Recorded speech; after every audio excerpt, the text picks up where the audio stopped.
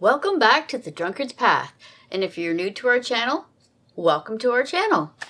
Today we've got a few things to show you. Let's first say who we are for anybody that's new out there. My name is Shelley, and we are a family-owned quilt shop, an online quilt shop that features lots of fabrics, lots of collections. We have some notions and just a little bit of cross-stitch stuff as well. So go on to www.drunkardspath.com and have a look at all the things that we have to offer. We are local in Sarnia. We sell fabric by the yard, and most of our fabric, and we have a lot of Moda and Riley Blake and high quality fabric. Most of our fabric sells for $18.96 per yard. So that's a fairly economical price for fabric these days anyway, and we have not been affected by the tariffs, knock on wood, but we haven't. So we do have a big shipment coming very shortly. I was hoping I'd be able to show it today, but it has not shown up yet. The billing came through, but unfortunately the fabric is not here yet. So I'm really excited to show the new fabric we have coming in. It's more fall Christmas stuff, and yeah, I'm eager to see what I ordered, because I kind of forget. But it's just like Christmas time anyway when we open it up and like, new fabric, yay. So as soon as it comes in, I will let you know what it is. For anybody that's new to the site, to navigate around through it, now you just go to fabric under the shop, drop down, there's fabric, and then you have collections, and you can just see all the collections. Now sometimes I think people don't realize that you have to scroll to the bottom of that collection listing. It's actually quite long. So you can either see all the collections, you can pick on collections, see all of them, or you can do a search. You can search by collection, you can search by color, different ways to maybe even by the designer. So there's several different ways you can find what you're looking for. So just have a look on there, when especially with the collection drop down, because I know that let's say you have an iPad or something, you might not realize that yes, there's like a lot more down below. So have a look at that. So let's get on to our winners. So the last video I showed this really nice, lovely 1 yard of this red fabric, and that goes to Pam Weirich or Weirich 491. I'm sorry if I'm mispronouncing your name, Pam, but can you please contact us at support@drunkardspath.com, and you can let us know what your physical address is so we can get this out to you. For this video, we have 2 half-yard pieces of fabric. So to be in the running for this, subscribe, give a like, and leave a comment. Now it's all free to do this. This doesn't cost you anything. So it just really helps to generate this video. And yeah, if you just leave a comment, that would be great, because I love reading them. Everybody's so kind. So good luck on this. And as always, we have our bigger prize that comes out once every 3 months, and this one is it's a whole cross stitch package along with a couple yards of fabric here. So this is if you purchase something within that time frame. So this will be like April 1st to June 30th. Anybody that's made a purchase, your name does go in in the running for this nice cross stitch package. It's just our way of saying thank you to everybody, and we do appreciate every order we get. I was asked about whether we were going to supply kits for the Fat Quarter Shop sew-along that they have coming up. It's a Christmas one. Every year they do a Christmas sew-along, and this one is, let me see, it's called Up on the Rooftop, and I think it's 46 by 47 inches, and they're usually really cute, and they're not, I guess, just a nice wall hanging, and you know, it really helps, you know, teach you some new skills. So, and it's all free, so we always link the sew-along.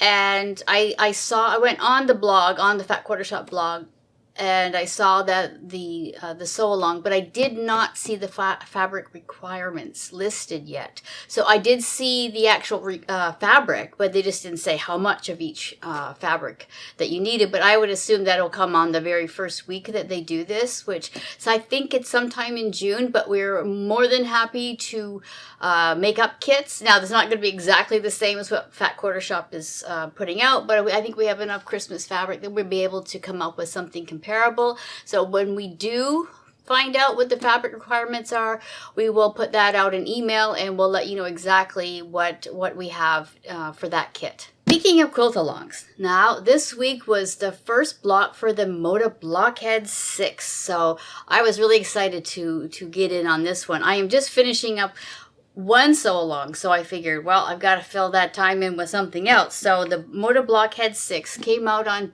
Tuesday, I believe. Tuesday or Wednesday, I forget. But anyway, the first one is this block here, and this one is called Regatta. And this one is by Vanessa Christensen. Now this one, I don't know why it says to make two, but it says to make two of these, so I did. Well, first of all, I'm going to show you the fabric that I chose.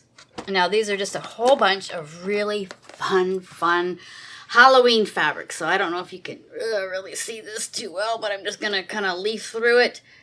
And I found a couple of fat quarter towers that I had. There were some fat quarters taken out of them, but these all seem to go together quite well. So I starched all my fabric, ironed it, got it all ready, and this is what I chose for my background. And it seems to kind of go with all the fabric because it's got a little bit of purple, green, orange, and like a creamy white background.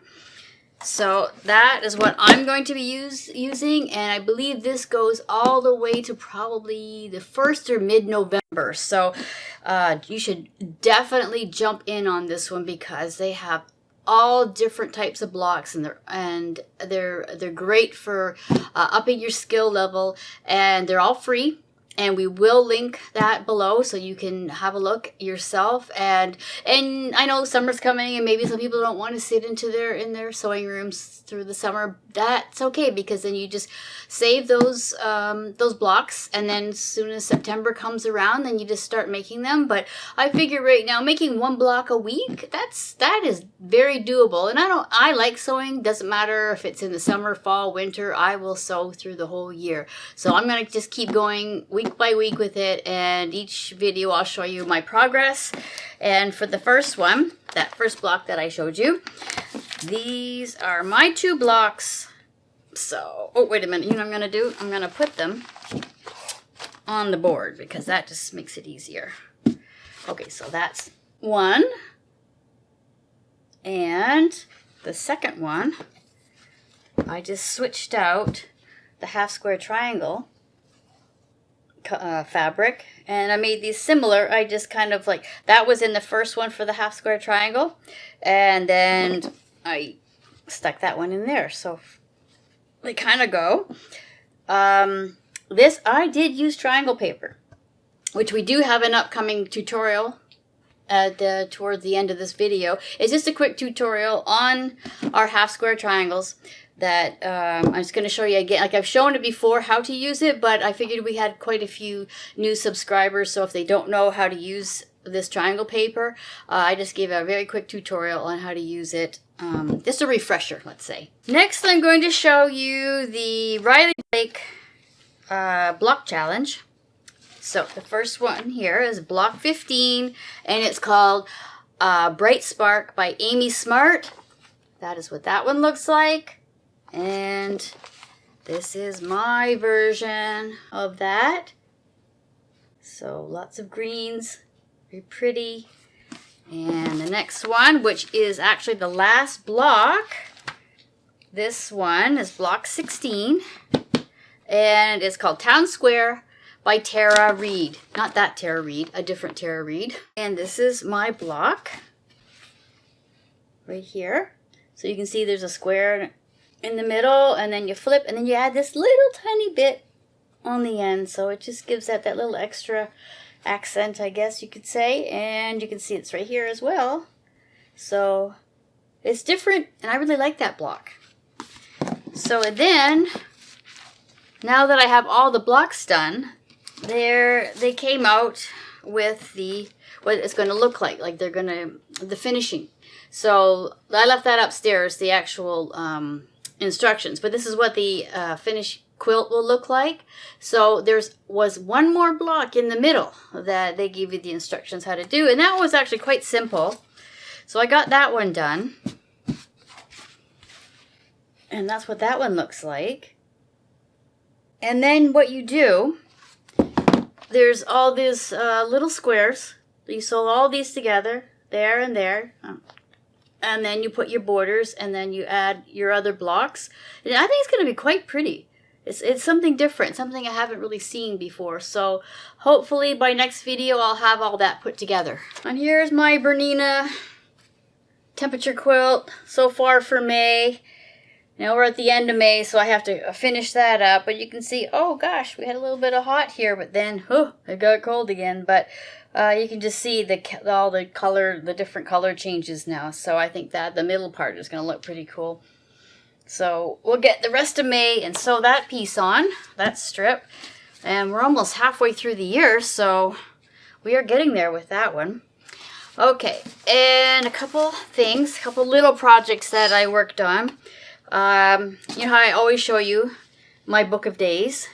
I thought, wow, I think it would look really nice if I put, okay, this is like with the inside. I always put my stickers and what I stitch on every day.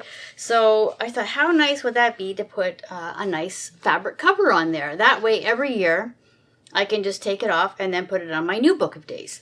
So my machine has the embroidery module, and on it I put book of days here, and then I just use the blanket stitch all the way around. And this is our new French General fabric, the collection we just have in. But this was actually really, really super easy to make. So if you look on the inside, there's the little pocket where you put the covers in for both sides. Different over here. And underneath it's all fabric. It's all the way through. And this one, I think I cut about an inch bigger than the actual book. So you have to measure the book, when it like fully open, like that. And then you cut about an inch all the way around to make it, so when you make the pockets and then you turn it right side out, it actually fits bang on, like 100% perfect. I might have gone maybe another 1/4 inch, just in case. I don't like it like too snug, because these are not like hard covers, they're soft covers.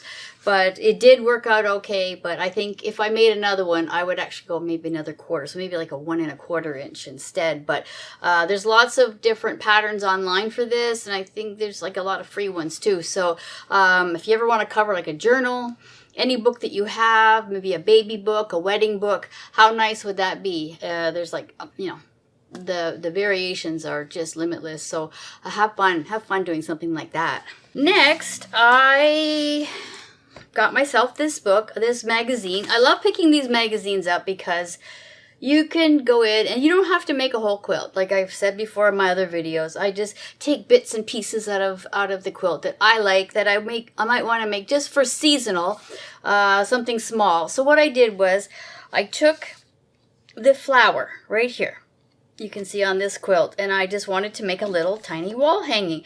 Now there are 2 ways to make this flower. They give you the traditional way on how to make it, and then there's the paper piece method. I like the paper piece because I like the accuracy of it. It just makes all your points just bang on, so perfect. So I like that. So this is my version of the flower. So you can see that I just did, like, you started out with this and then you add it on as it, because they're always numbered, right? The paper piece, you always have a number, so you go from 1, 2, 3, 4, 5. So you just, there are lots and lots of tutorials on how to paper piece. So I thought that turned out real cute, but I thought, and inside the book there was another little thing that I liked, and I saw it and I went, oh gosh, I'm going to make that because this goes with my flower. It is a butterfly. I thought it was a dragonfly. And then my son, Angelos, goes, I think that's a butterfly, Mom. I'm like, yeah, I guess so. So I have these hanging beside each other upstairs.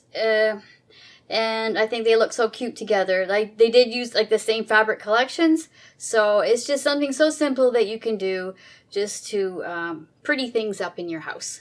And what's a video without showing you another project bag that I made? I did do that video on how to make project bags, but this one I added the binding to it instead of sewing and then turning it inside out, because I usually serge the edges so I don't have any raw edges. But this one here, now this was from a quilt that I made. It was one of these modern quilts that one of the ladies at our guild, they did a tutorial on. So I made that, and I had a lot of these what do you call it? They're not half square rectangles, and I used it's called a Hurdy ruler. So I used the Hurdy ruler, and I made this is a little tricky to do, but once you know how to do it, you've got it down, because it's a little different than half square triangles, right? But it turned out really, really cute, really nice. And this is the back. Like that. And inside, because I put the binding on, you don't have, like you have your edges, they're all, you don't have to do any serge edges. You just do like normal, like a quilt, and then you bind it. And then of course I add my little bling on there.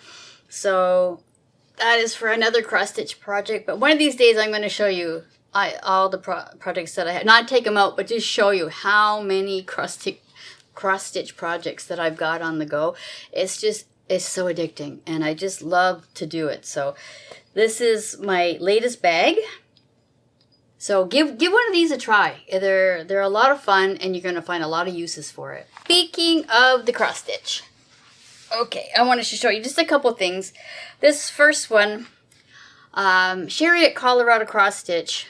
I'll link her below. This was a free chart that she puts out. It's called Cross Stitch Camp 2025. So hers was a little different. I think her house was green, and I added my blue house. I like I like a Cape Cod blue. I always take the kids out every couple of years. We go out to Cape Cod and rent a place, and it's just a great time in our life where we had wonderful vacations. So it's just near and dear to my heart. So I like to make a house look like the Cape Cod. So we got your house, your pine tree, and the cross stitch camp. So this, I think it took me 3 days to do that, and I just made this cute little pillow.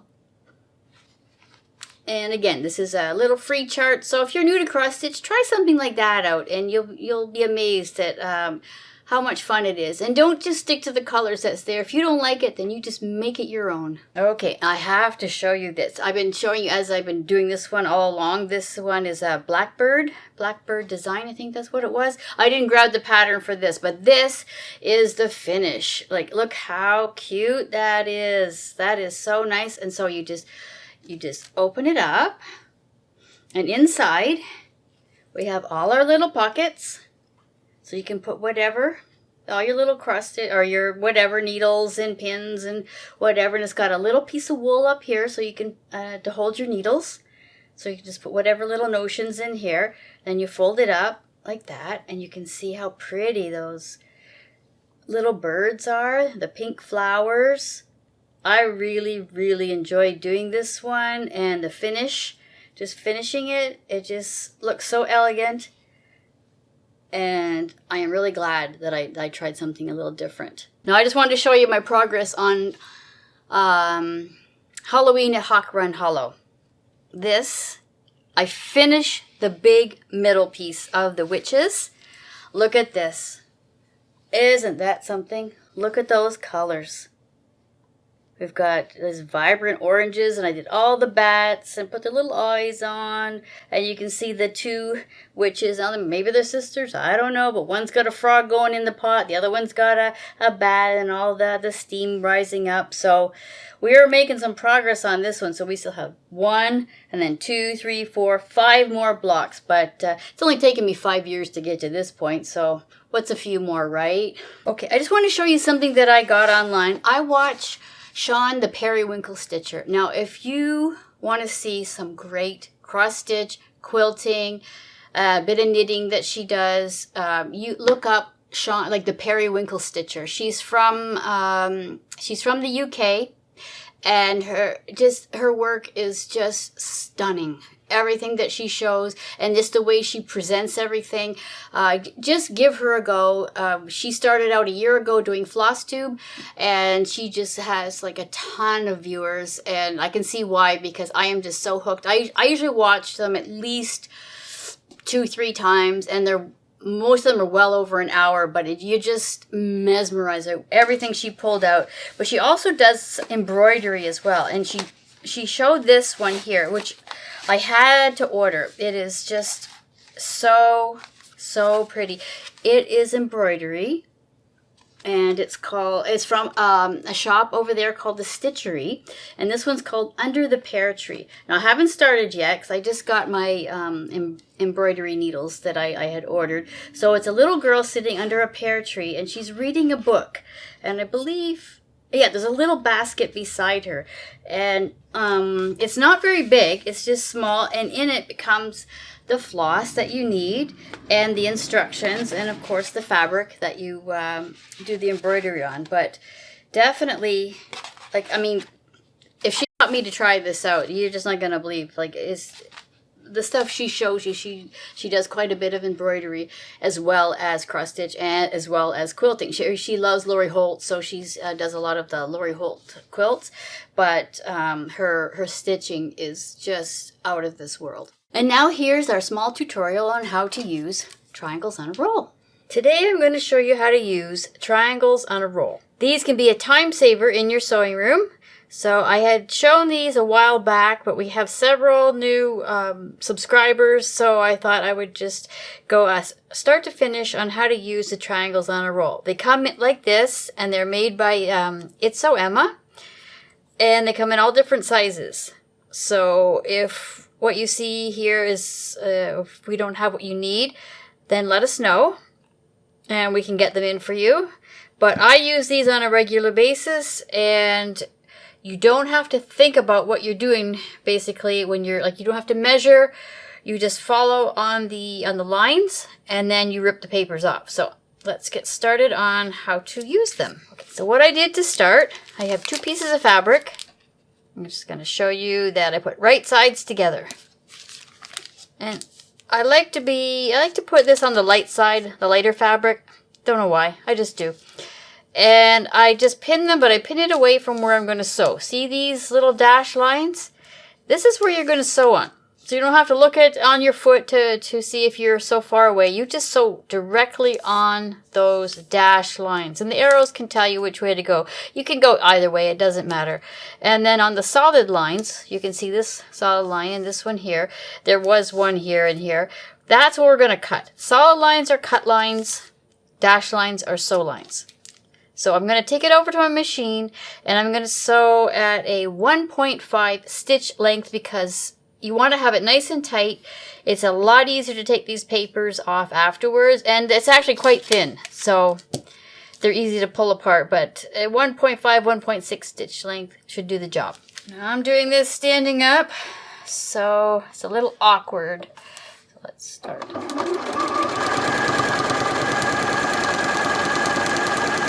Go. Come to the edge. One more. And lift your foot and pivot. Down we go. Just following that line. My thread. And then we're going to do the other side. And down. Down. And let's do the other side. Pivot. And follow the dash line, thread. Just going to take the pins out, and you can see that I've sewn right on that dash line. So now all we're going to do is we're going to trim it. So I'm going to do it in a way that you can see what I'm doing.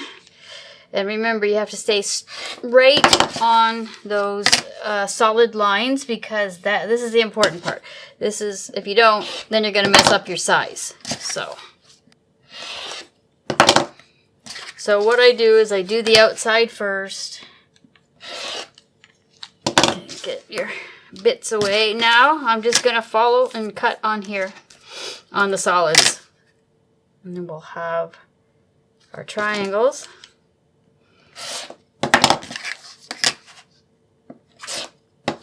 And one more. Now, if you've got a quilt with a couple hundred half square triangles, you are going to be really happy with these. So now we're going to just take these papers off, okay? We're going to just peel them off like that. And that side, see, stays intact. We'll just do these 4. And one more.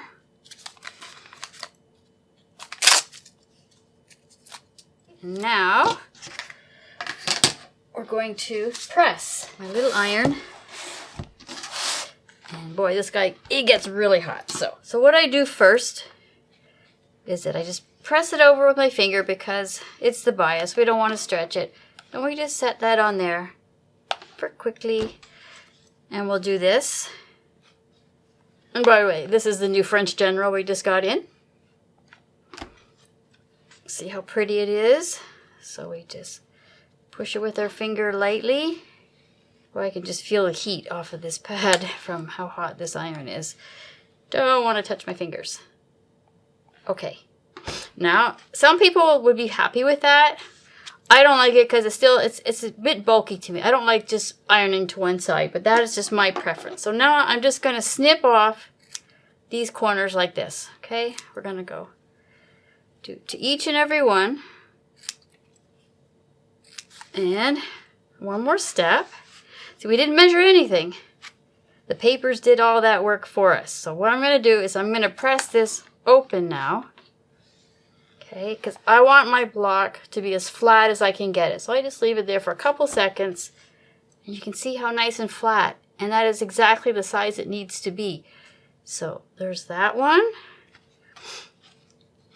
And like I said, if you've got, you know, a 50 to 100 of these things to make, I'd rather do it like this than marking with a pencil or whatever to your line from a diagonal line and then sew it 1/4 inch away, cut them in half, and then you have to trim them down after that. That's just a lot of extra steps.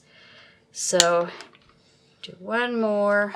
So I'm going to lay these out like this, and you can see how nice they turned out, all exactly the size they need to be, and nice and flat.